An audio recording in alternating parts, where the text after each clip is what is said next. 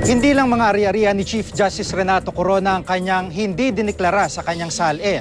Git ng prosekusyon maging ang kabuang pera niya sa bangko, hindi niya idiniklara. Tatlong pangunahing testigo ang iniharap ng prosekusyon para susugan ang aligasyong ito. Ang presidente ng PS Bank na si Pascual Garcia III, PS Bank Branch Manager na si Annabel Tiongson, at ang Branch Manager ng BPI na si Leonora Dizon. Isinumite ni Garcia sa Senado ang kopya ng 5 bank accounts si Corona. 2 sa mga bank accounts na ito ang may balanse pa. The balance was 12,580,316 pesos and 56 centavos. Git ng prosekusyon, lumalabas na hindi tugma diniklarang pera ni Corona sa bangko sa ebidensyang hawak ni Garcia. Sa kanyang 2009 salin, 2.5 million pesos lamang ang idineklara at hindi 12 million pesos gaya ng nasa account nito, at 3.5 million pesos lamang ang idineklara niya sa kanyang 2010 salin sa halip na 7 million pesos. Gayunman ang ipinakita ng bank documents na hawak ng prosekusyon. Iginit ni PS Bank Branch Manager Annabel Tiongson ang peke at hindi galing sa kanila ang mga ito. Sa pagsalang naman sa witness stand ang BPI Bank Manager na si Leonora Tolentino, at batay sa isinumite niyang ebidensya, umabot umano sa 19.6 million pesos ang pera ni Corona sa kanyang BPI accounts mula 2005 hanggang 2010 na hindi deklarado sa kanyang salin. Pero pinakamainit na pinag-usapan ang testimonya ni Ombudsman Conchita Carpio Morales. He has 82 US dollar accounts in 5 banks. There were significant deposits and withdrawals on very significant dates, including the 2004 and 2007 elections, as well as the week he was impeached. Nagmula raw ang investigasyon sa Anti-Money Laundering Council o AMLAC. Sa kanyang pagharap mismo sa impeachment court nung nakarang linggo, maring pinabulaanan ni Corona ang mga naging payag ni Ombudsman Morales.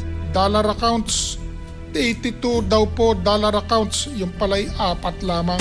At ngayon naman, 31 peso accounts daw po, yung pala'y 3 lamang. Ang hilig naman po mag-imbento. Malinis po ang aking konsyensya. Wala kaming ginawang kawalanghian. Nagsumite rin si Corona ng isang waiver para mabuksan ang kanyang dollar accounts. Pero ang kondisyon, kailangan lumagda rin sa waiver si Senador Franklin Drilon at ang 188 kongresista na lumagda sa impeachment complaint. As a gesture of transparency and reconciliation with the Filipino people and to one another, I am asking them to sign these blank forms and to join me sapagkat hiling po ito ng bayan. Pero bago pa man ma-cross-examine ng punong maestrado, The Chief Justice of the Republic of the Philippines wishes to be excused.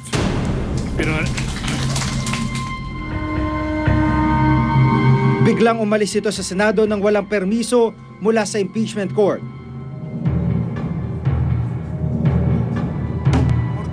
Kindly Yes, Your Honor. advise your client to return to the witness stand. I respect him as a Chief Justice, but this court must be respected.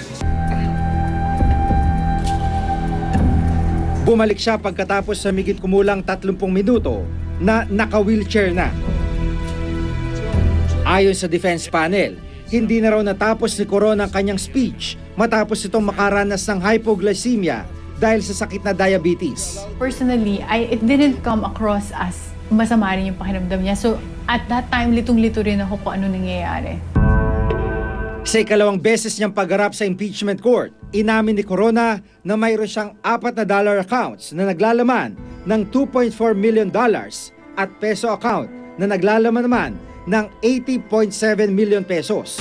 Pero depensa ni Corona, hindi niya idineklara ang 80.7 million pesos na account dahil ito raw ay isang commingled account. Ito po ay commingled funds ng anak kong si Charina na meron po siyang around 15 million pesos. Meron din pong nanggaling sa anak kong si Carla na 4 million at saka si Francis po na meron po siyang 2 million from his own. proceeds of the Basaguidote property, the expropriation proceeds from the City of Manila, consisting of about 34.7 million. Hindi rin daw niya idineklara sa kanyang salin ang $2.4 million na account, alinsunod na rin daw sa Foreign Currency Deposits Act o FCDA na naglalayong gawing confidential ang anumang dollar account ng sino man sa bansa. Sinasaan ng Republic Act 6713 o ang Code of Conduct for Public Officials and Employees o ang SALN Law na dapat ideklara ng sino mang kawani ng pamahalaan ang lahat ng kanyang yaman at ari-arian, mapa peso o dollar account man ito. Naniniwala naman ang ilang eksperto na kailangan maresolba ang pagkakasalungat umanong ito sa batas. Confidential nature ng mga foreign currency accounts, walang kinalaman yun sa hindi pagsabi o pag-disclose ng mga assets. Assets pa din yun di pag may obligasyon na mag-disclose ng assets, hindi naman sinabi sa SALN na i-disclose mo lang ang peso at sikreto lahat ng mga ibang currency. Hindi. Gayunman, naniniwala pa rin ng depensa na hindi isang impeachable offense ang hindi pagdedeklara ng dollar account si Corona. Isa pa sa 3 articles of impeachment ang pabago-bagong desisyon naman ng Korte Suprema at ang pagkwestiyon sa kredibilidad ni Corona bilang Chief Justice.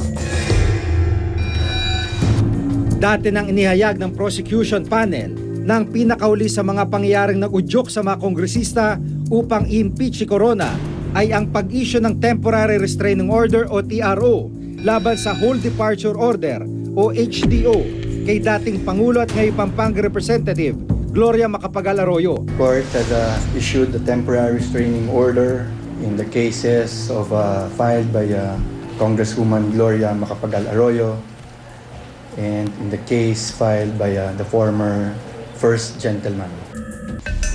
Matatandang naging laman ng balita ang hiling noon ni Arroyo na makalabas ng bansa upang makapagpagamot. Pero hindi siya pinayagang makalis ng bansa dahil sa ibinabang Whole Departure Order ng DOJ. Hinaharap noon ni Arroyo ang electoral sabotage complaint at iba pang plunder complaint na nakasampa sa Office of the Ombudsman. Your Honor, the order dated November 8, 2011, denying the request of the former president for an allowed departure order. Si DOJ Secretary Laila De Lima ang iniharap ng prosekusyon. Matapang niyang sinuway noon ang TRO ng Korte Suprema. Matigas ang pahayag ni De Lima. Sinabi niyang may malaking papel si Corona sa pagbibigay ng TRO. Matapos may presenta ang lahat ng ebidensya at mapakinggan ang mga testimonya ng mga tumayong witness, isang hatol ang ibinaba ng impeachment court.